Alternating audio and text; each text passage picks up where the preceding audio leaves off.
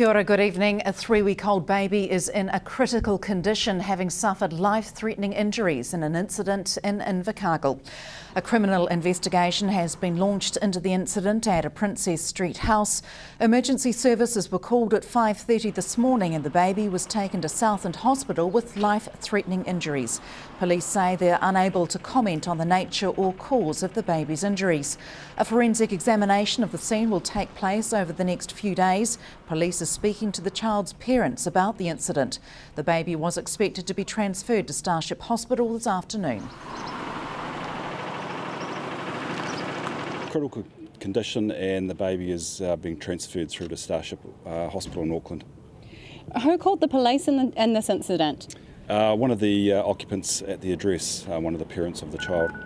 Is this baby related to the occupants? The two adult persons present at the address are the mother and father of the baby, and they're presently being spoken to by police. Why are police investigating the scene? It's a criminal investigation. The scene is being shut down, and the ESR is assisting with our forensic people in doing a scene search. How long is the scene examination likely to take? At least 2 days, and can't really comment on how long the investigation will take, but the scene examination will definitely take a minimum of 2 days. Have either of the occupants been arrested? No, they haven't. Are charges likely? Early stages of the investigation, so I really can't comment on what charges, if any, will come from this. Was this a violent attack? I don't really want to comment on the nature of the cause of the injuries to the baby at this stage. It's early stages of the investigation, and that's, we have to work through those at this time. Have police been called to this property before? No, we haven't been called to the address previously. What else can you tell us? It's obviously a very traumatic incident for police staff and medical staff that attended, and obviously the family involved. So we're just working through that over the next few days. Really won't be able to comment too much further than what I've said at the moment. How are the parents coping? Again, I can't comment on that. 2 people were taken to hospital following a house fire in Invercargill in the early hours of this morning. Firefighters were called to this Tweed Street house at around 12:40 a.m. and upon arrival found a small fire in one bedroom with 2 occupants suffering from smoke inhalation. First aid, including oxygen, was given on scene before the pair were taken to Southland Hospital for further treatment. Senior Station Officer Colin Russell says the fire was contained quickly with minor damage to the property, and early investigations indicate the likely cause was clothes drying too close to a heater. Investigations are continuing. A petition against the sale of state-owned assets now has enough signatures to trigger a citizens-initiated referendum. The Keep Our Assets Coalition, which includes the Green Party, was today informed by the Office of the Clerk that the petition against the sale of state-owned assets has enough numbers for a referendum. Green Party co-leader Dr Russell Norman says government needs to organise a referendum as soon as possible. More than 327,000 people signed the petition. The Greens and Labour have called for the asset sales program to be halted until a referendum. 1.2 billion people around the world live in extreme poverty. As part of the awareness and fundraising campaign Live Below the Line, Southland woman Shirley Cranston has spent 5 days living off just $2.25 per day for food. The challenge is being held later this month with the aim of raising awareness as well as funds to go to those in need. I decided to do this challenge because I've become very aware that 61% of the world live below the poverty line. Also, having been a sole parent myself and lived on the breadline for many years, I wondered if 20 years later I could still achieve that accomplishment. And also because family and friends said it's impossible, you can't. And Helen Clark said it's impossible for anyone to live on $2.25 a day. So I've set out to prove her wrong. So how difficult has it been? It's been challenging, difficult. Maybe.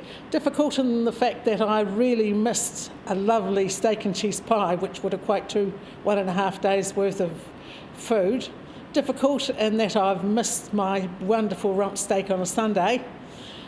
But apart from that, the challenge and the excitement of managing to stay within the $2.25 budget has been remarkable, and I've managed to achieve that.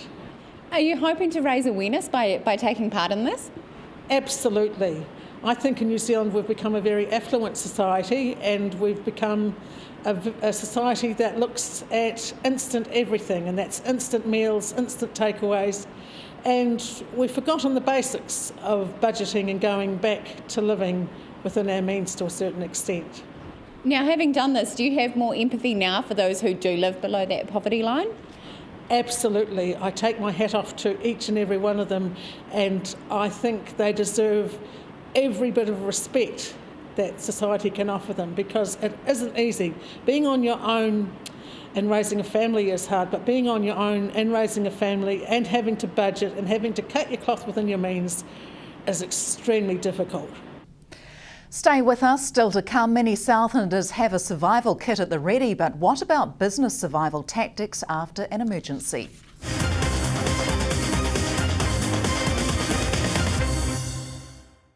Welcome back. Emergency Management Southland is encouraging business owners to be prepared for any type of emergency event and to consider how their business can survive if disaster strikes. Lessons from earthquake-stricken Christchurch and more recently Wellington will be shared at upcoming workshops in Invercargill to help with business continuity in an emergency. It's about thinking about how they will continue to trade or how their business will continue to go after a major event. You know, will there be things like that can affect them, like power outages, telecommunications outages, suppliers not being able to supply things to them?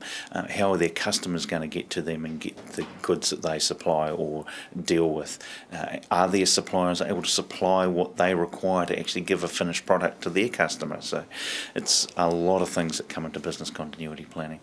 Also, if the boss is not there equipping the staff to manage through it?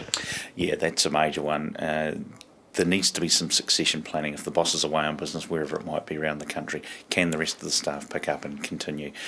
Considering that there may not be any form of communication from the boss back to the staff, so they need to have a plan in place so that they can actually continue to keep the business running. You'll be looking at lots of different scenarios, whether it be flooding or earthquakes or wind damage, that type of thing. Based on the earthquake experience in Christchurch and Wellington, can you give us some examples of how businesses have coped or not? Sure. One of the things that happened with small business, especially in the central city, was that they were within the red zone, so their business ceased to exist as pretty much.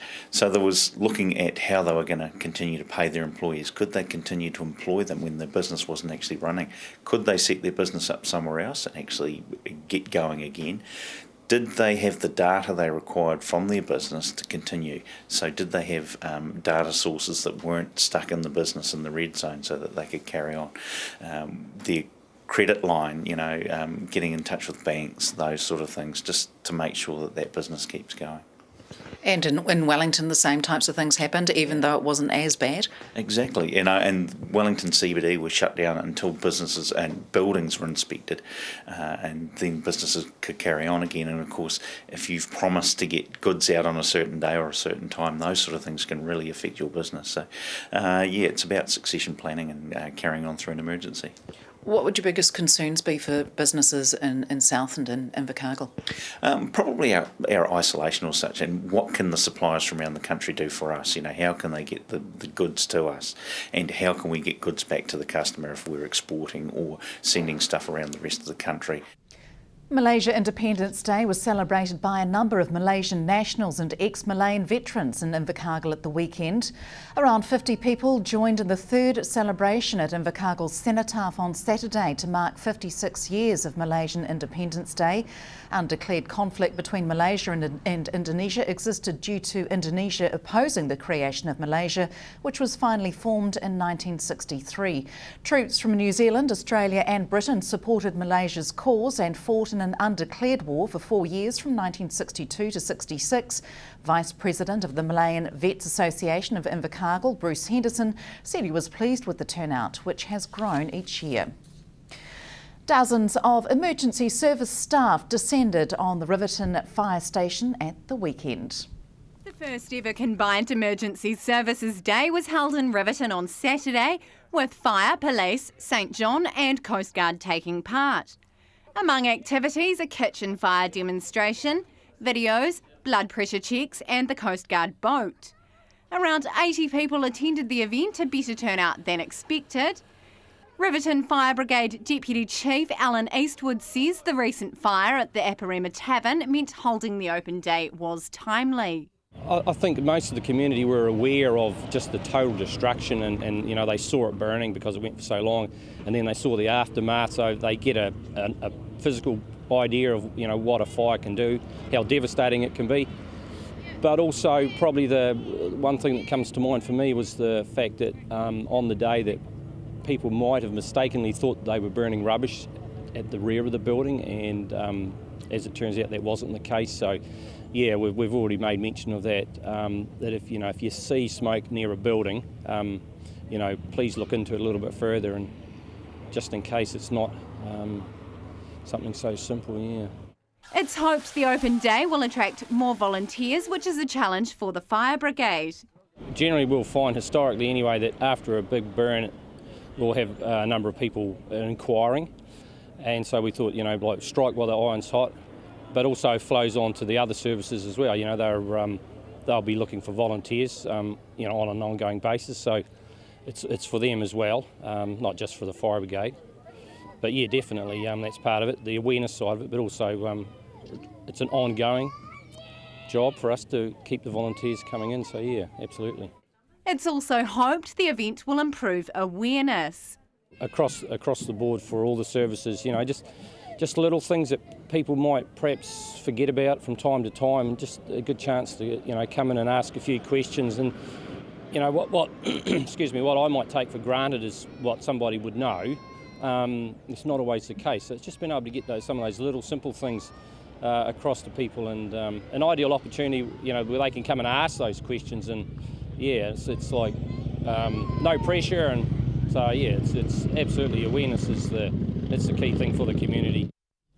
And that's it from the news desk this Monday. Still to come on sports, post-match reaction following the Stags' narrow loss to Taranaki at the weekend. From the news team, good night.